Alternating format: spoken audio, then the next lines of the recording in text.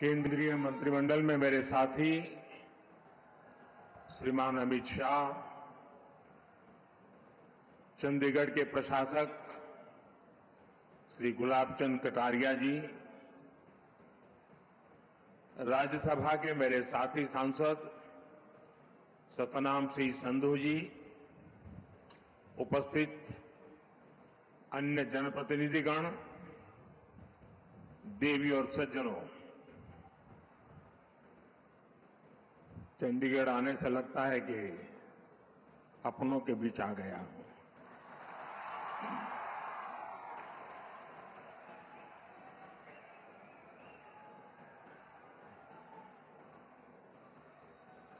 चंडीगढ़ की पहचान शक्ति स्वरूपा मां चंडी का नाम से जुड़ी है। मां चंडी यानी शक्ति का वह स्वरूप जिससे सत्य और न्याय की स्थापना होती है। यही भावना भारतीय न्याय संहिता, नागरिक सुरक्षा संहिता के पूरे प्रारूप का आधार भी है। एक ऐसे समय में जब देश विकसित भारत का संकल्प लेकर आगे बढ़ रहा है, जब संविधान के 75 वर्ष हुए हैं, तब संविधान की भावना से प्रेरित भारतीय न्याय संहिता का प्रभाव प्रारंभ होना, उसका प्रभाव में आना एक बहुत बड़ी शुरुआत है। देश के नागरिकों के लिए हमारे संविधान ने जिन आदर्शों की कल्पना की थी, उन्हें पूरा करने की दिशा में ये ठोस प्रयास है। ये कानून कैसे अमल में लाए जाएंगे, अभी मैं इसका लाइव डेमो देख रहा था और मैं भी यहां सबसे आग्रह करता हूं कि समय निकाल करके इस लाइव डेमो को जरूर देखें। लॉ के स्टूडेंट देखें, बार के साथी देखें, जुडिशरी के भी साथियों को अगर सुविधा हो वे भी देखें। मैं इस अवसर पर सभी देशवासियों को भारतीय न्याय संहिता, नागरिक संहिता के लागू होने की अनेक अनेक शुभकामनाएं देता हूं और चंडीगढ़ प्रशासन से जुड़े सबको बधाई देता हूं। साथियों, देश की नई न्याय संहिता अपने आप में जितना समग्र दस्तावेज है, इसको बनाने की प्रक्रिया भी उतनी ही व्यापक रही है। इसमें देश के कितने ही महान संविधानविदों और कानूनविदों की मेहनत जुड़ी है। गृह मंत्रालय ने इसे लेकर जनवरी 2020 में सुझाव मांगे थे। इसमें देश के मुख्य न्यायाधीशों का सुझाव और मार्गदर्शन रहा। इनमें हाई कोर्ट के चीफ जस्टिस, उन्होंने भरपूर सहयोग दिया। देश का supreme court, 16 high court, judicial academies, अनेकों लॉ इंस्टीट्यूशंस, सिविल सोसाइटी के लोग, अन्य बुद्धिजीवी, इन सब ने वर्षों तक मंथन किया, संवाद किया, अपने अनुभवों को पिरोया। आधुनिक परिप्रेक्ष्य में देश की जरूरतों पर चर्चा की गई। आजादी के 7 दशकों में न्याय व्यवस्था के सामने जो चैलेंजेज आए, उन पर गहन मंथन किया गया। हर कानून का व्यवहारिक पक्ष देखा गया, फ्यूचरिस्टिक पैरामीटर्स पर उसे कसा गया। तब भारतीय न्याय संहिता अपने इस स्वरूप में हमारे सामने आई है। मैं इसके लिए देश के सुप्रीम कोर्ट का, ऑनरेबल जजेस का, देश की सभी हाई कोर्ट्स का, विशेषकर हरियाणा पंजाब हाई कोर्ट का मैं विशेष आभार प्रकट करता हूं। मैं बार का भी धन्यवाद करता हूं कि जिन्होंने आगे आकर इस न्याय संहिता की ओनरशिप ली है। बार के सभी साथी बहुत बहुत अभिनंदन के अधिकारी हैं। मुझे भरोसा है सबके सहयोग से बनी भारत की ये न्याय संहिता भारत की न्याय यात्रा में मील का पत्थर साबित होगी। साथियों, हमारे देश ने 1947 में आजादी हासिल की थी। आप कल्पना करिए, सदियों की गुलामी के बाद जब हमारा देश आजाद हुआ,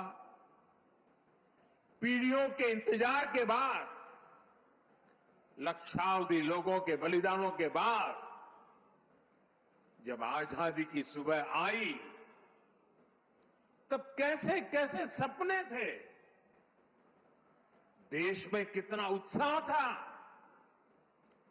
देशवासियों ने भी सोचा था अंग्रेज गए हैं तो अंग्रेजी कानूनों से भी मुक्ति मिलेगी।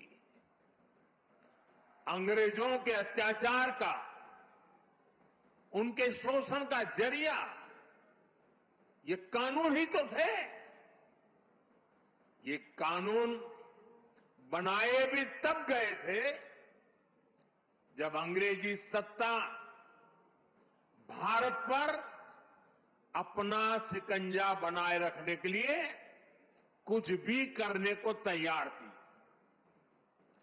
1857 में, और मेरे नौजवान साथियों को मैं कहूंगा याद रखिए, 1857 में देश का पहला बड़ा स्वाधीनता संग्राम लड़ा गया। उस 1857 के स्वातंत्र संग्राम ने अंग्रेजी हुकूमत की जड़ें हिला दी थी। देश के हर कोने में बहुत बड़ी चुनौती पैदा कर दी थी। तब जाकर के उसके जवाब में अंग्रेज 1860 में, 3 साल के बाद, इंडियन पिनल कोड यानी आईपीसी लेकर आए। फिर कुछ साल बाद इंडियन एविडेंस एक्ट लाया गया और फिर सीआरपीसी का पहला ढांचा अस्तित्व में आया। इन कानूनों की सोच और मकसद यही था कि भारतीयों को दंड दिया जाए, गुलाम रखा जाए। और दुर्भाग्य देखिए,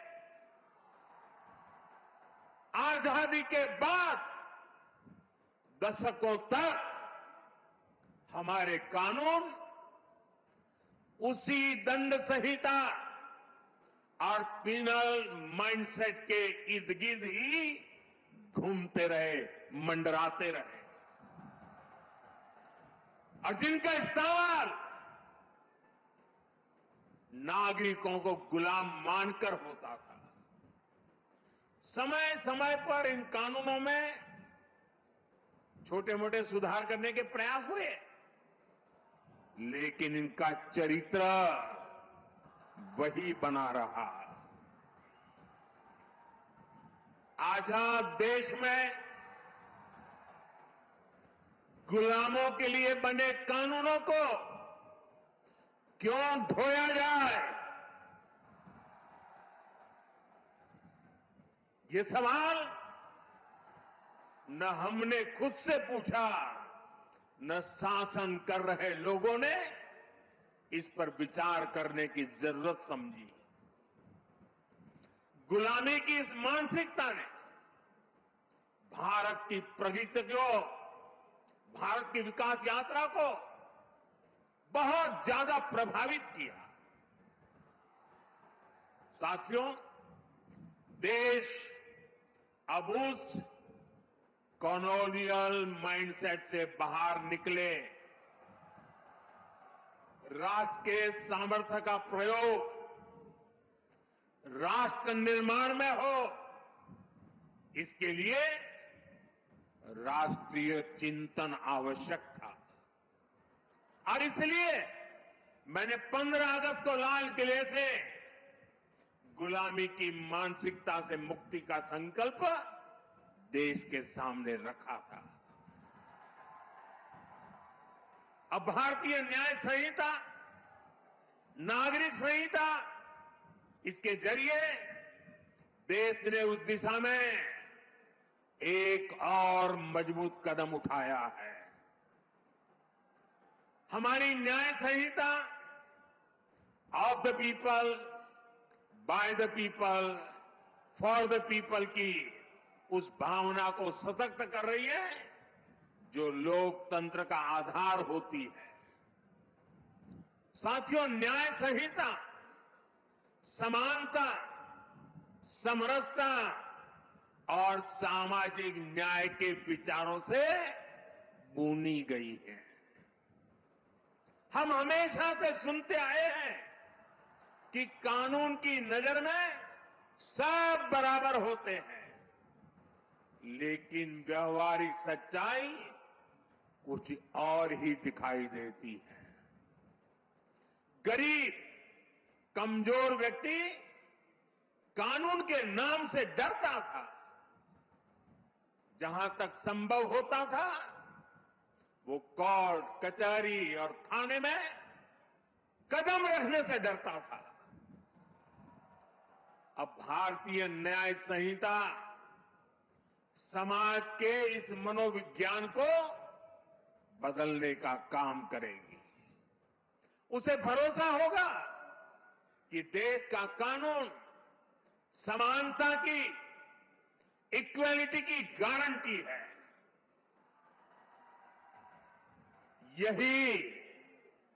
यही सच्चा सामाजिक न्याय है, जिसका भरोसा हमारे संविधान में दिलाया गया है। साथियों, भारतीय न्याय संहिता, भारतीय नागरिक सुरक्षा संहिता हर पीड़ित के प्रति संवेदनशीलता से परिपूर्ण है।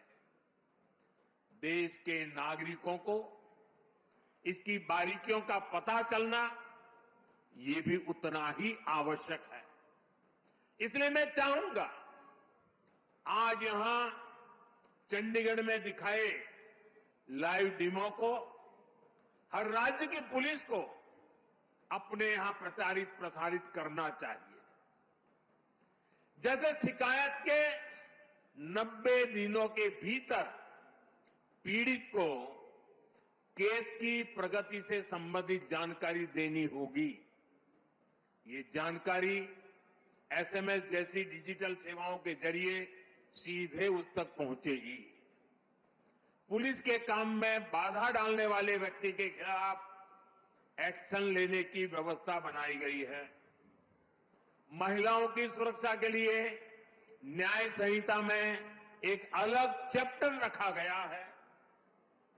वर्क प्लेस पर महिलाओं के अधिकार और सुरक्षा, घर और समाज में उनके और बच्चों के अधिकार, भारतीय न्याय संहिता ये सुनिश्चित करती है कि कानून पीड़िता के साथ खड़ा हो।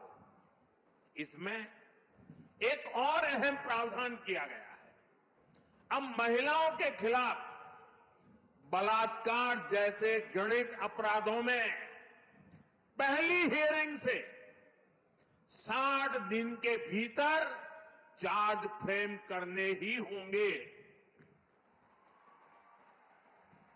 सुनवाई पूरी होने के 45 दिनों के भीतर भीतर फैसला भी सुनाया जाना अनिवार्य कर दिया गया है। ये भी तय किया गया है कि किसी केस में 2 बार से अधिक स्थगन एडजमेंट नहीं लिया जा सकेगा। साथियों, भारतीय न्याय संहिता का मूल मंत्र है सिटीजन फर्स्ट। ये कानून नागरिक अधिकारों के प्रोटेक्टर बन रहे हैं, ईज ऑफ जस्टिस का आधार बन रहे हैं। पहले एफआईआर करवाना भी कितना मुश्किल होता था, लेकिन अब जीरो एफआईआर को भी कानूनी रूप दे दिया गया है। अब उसे कहीं से भी केस दर्ज कराने की सहूलियत मिली है। एफआईआर की कॉपी पीड़ित को दी जाए, उसे ये अधिकार दिया गया है।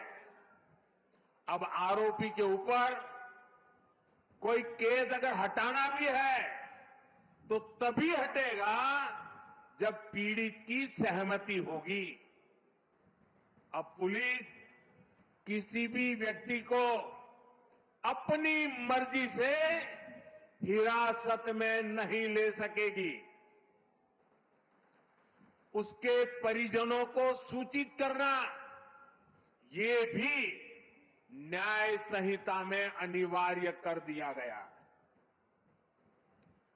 भारतीय न्याय संहिता का एक और पक्ष है उसकी मानवीयता, उसकी संवेदनशीलता। अब आरोपी को बिना सजा बहुत लंबे समय तक जेल में नहीं रखा जा सकता। अब 3 वर्ष से कम सजा वाले अपराध के मामले में गिरफ्तारी भी हायर अथॉरिटी की सहमति से ही हो सकती है। छोटे अपराधों के लिए अनिवार्य जमानत का प्रावधान भी किया गया है। साधारण अपराधों में सजा की जगह कम्युनिटी सर्विस का विकल्प भी रखा गया है। ये आरोपी को समाज हित में सकारात्मक दिशा में आगे बढ़ने के नए अवसर देगा। फर्स्ट टाइम ऑफेंडर्स के लिए भी न्याय संहिता बहुत संवेदनशील है। देश के लोगों को ये जानकर भी खुशी होगी कि भारतीय न्याय संहिता के लागू होने के बाद जेलों से ऐसे हजारों कैदियों को छोड़ा गया है जो पुराने कानूनों की वजह से जेलों में बंद थे। आप कल्पना कर सकते हैं, एक नई व्यवस्था, नया कानून नागरिक अधिकारों के सशक्तिकरण को कितनी ऊंचाई दे सकता है। साथियों, न्याय की पहली कसौटी है समय से न्याय मिलना। हम सब बोलते और सुनते भी आए हैं, जस्टिस डिलेड, जस्टिस डिनाइड। इसलिए भारतीय न्याय संहिता, नागरिक सुरक्षा संहिता के जरिए देश ने त्वरित न्याय की तरफ बड़ा कदम उठाया है। इसमें जल्दी चार्जशीट फाइल करने और जल्दी फैसला सुनाने को प्राथमिकता दी गई है। किसी भी केस में हर चरण को पूरा करने के लिए समय सीमा तय की गई है। ये व्यवस्था देश में लागू हुए अभी कुछ ही महीने हुए हैं। इसे परिपक्व होने के लिए अभी समय चाहिए, लेकिन इतने कम अंतराल में ही जो बदलाव हमें दिख रहे हैं, देश के अलग अलग हिस्सों से जो जानकारियां मिल रही है, वे वाकई बहुत संतोष देने वाली है, उत्साहजनक है। आप लोग तो यहां भली बात ही जानते हैं, हमारे इस चंडीगढ़ में ही वाहन चोरी, व्हीकल की चोरी करने के एक केस में एफआईआर होने के बाद आरोपी को सिर्फ 2 महीने 11 दिन में अदालत ने सजा सुना दी, उसको सजा मिल गई। क्षेत्र में अशांति फैलाने के एक और आरोपी को अदालत ने सिर्फ 20 दिन में पूरी सुनवाई के बाद सजा भी सुनाई दी। दिल्ली में भी एक केस में एफआईआर से लेकर फैसला आने तक सिर्फ 60 दिन का समय लगा। आरोपी को 20 साल की सजा सुनाई गई। बिहार के छपरा में भी एक मर्डर केस में एफआईआर से लेकर फैसला आने तक सिर्फ 14 दिन लगे और आरोपियों को उम्र कैद की सजा हो गई। ये फैसले दिखाते हैं कि भारतीय न्याय संहिता की ताकत क्या है, उसका प्रभाव क्या है। ये बदलाव दिखाता है कि जब सामान्य नागरिकों के हितों के लिए समर्पित सरकार होती है, जब सरकार ईमानदारी से जनता की तकलीफों को दूर करना चाहती है, तो बदलाव भी होता है और परिणाम भी आते हैं। मैं चाहूंगा कि देश में इन फैसलों की ज्यादा से ज्यादा चर्चा हो, ताकि हर भारतीय को पता चले कि न्याय के लिए उसकी शक्ति कितनी बढ़ गई है। इससे अपराधियों को भी पता चलेगा कि अब तारीख पर तारीख के दिन लद गए हैं। साथियों, नियम और या कानून तभी प्रभावी रहते हैं जब समय के मुताबिक प्रासंगिक हो। आज दुनिया इतनी तेजी से बदल रही है, अपराध और अपराधियों के तौर तरीके बदल गए हैं। ऐसे में 19वीं शताब्दी में जड़े जमाए कोई व्यवस्था कैसे व्यवहारिक हो सकती थी। इसलिए हमने इन कानूनों को भारतीय बनाने के साथ साथ आधुनिक भी बनाया है।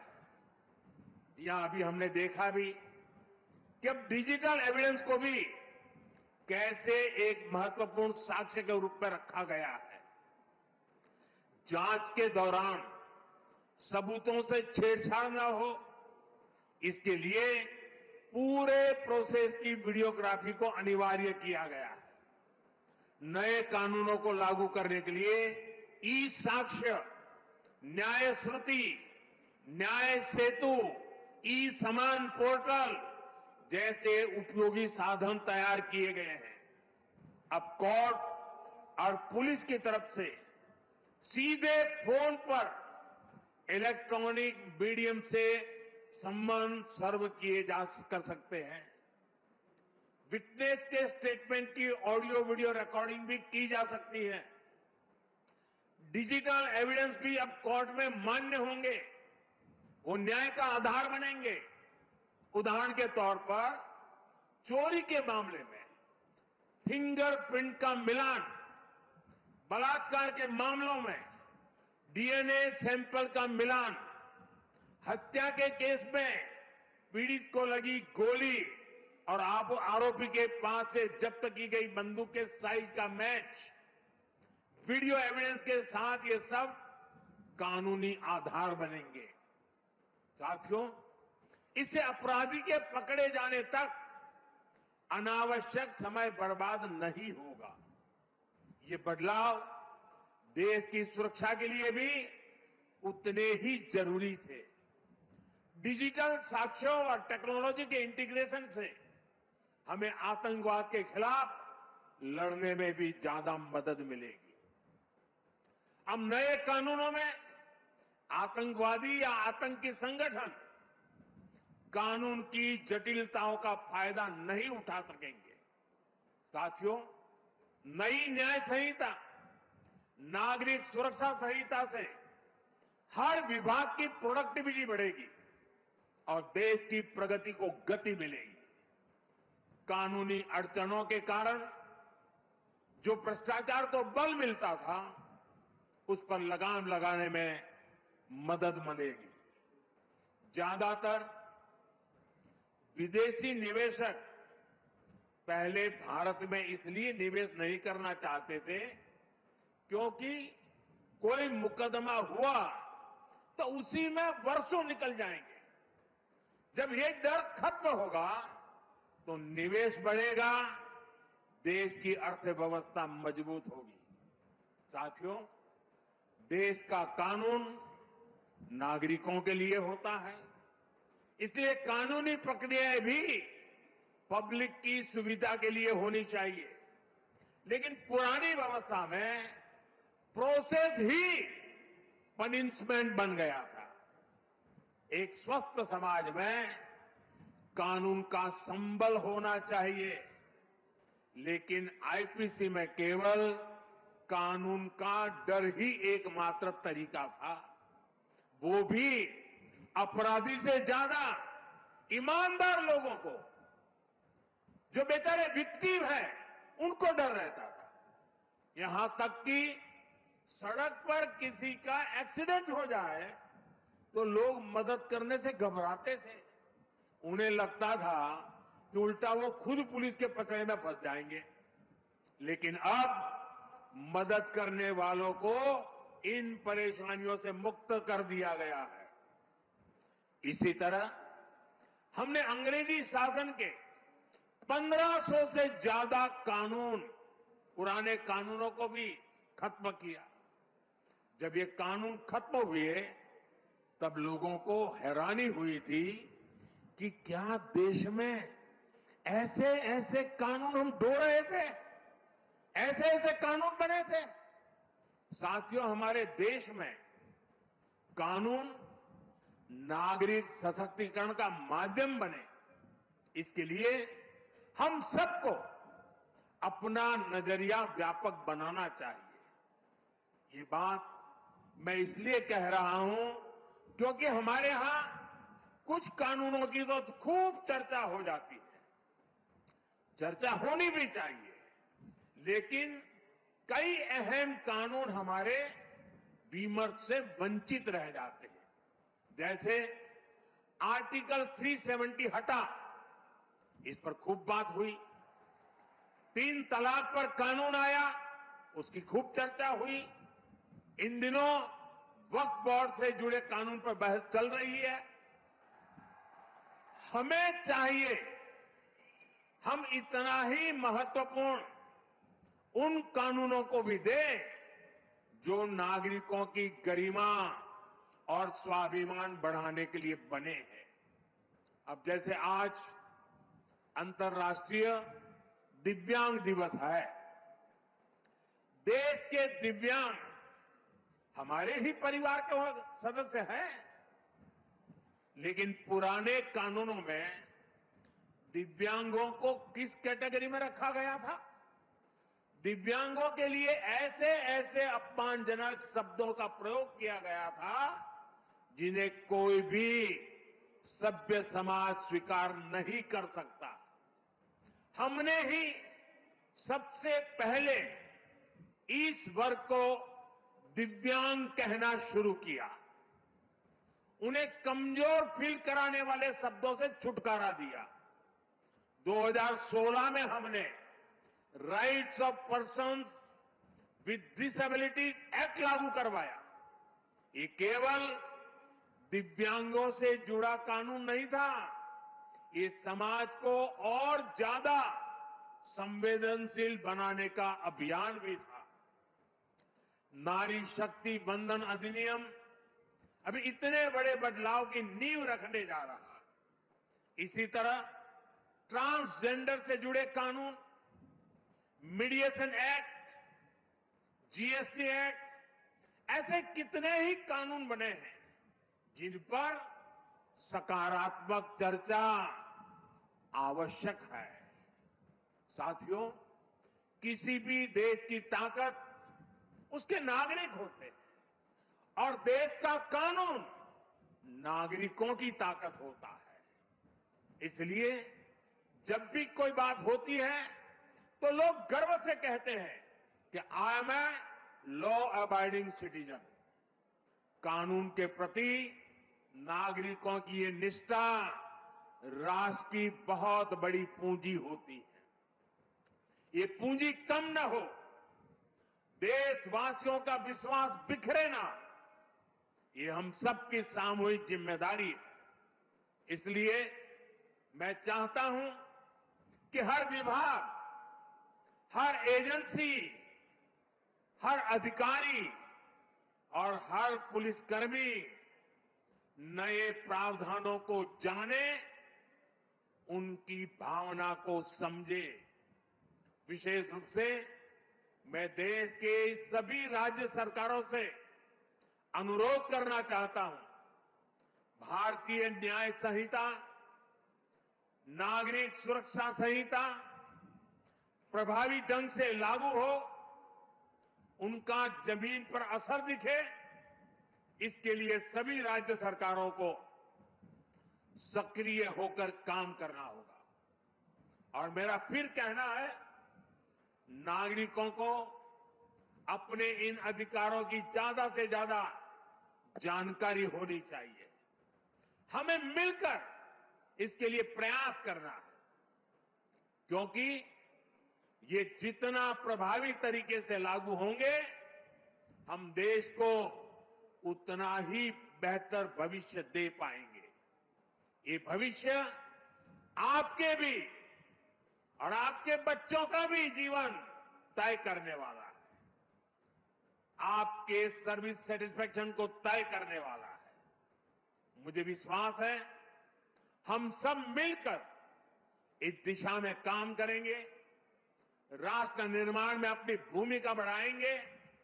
इसी के साथ आप सभी को, सभी देशवासियों को एक बार फिर भारतीय न्याय संहिता, नागरिक सुरक्षा संहिता की बहुत बहुत शुभकामनाएं देता हूं और चंडीगढ़ का ये शानदार माहौल, आपका प्यार, आपका उत्साह, उसको सलाम करते हुए मेरी वाणी को विराम देता हूं। बहुत बहुत धन्यवाद।